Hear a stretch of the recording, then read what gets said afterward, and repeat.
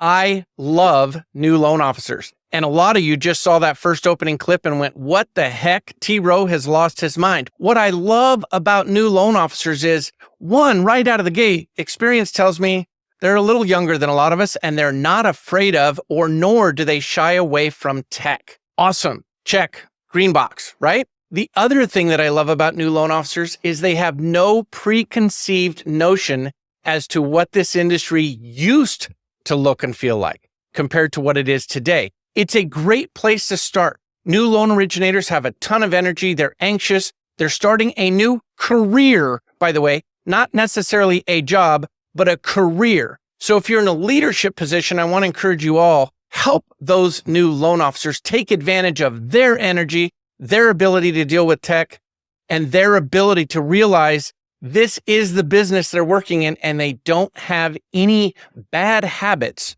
or preconceived notions from the way it used to be.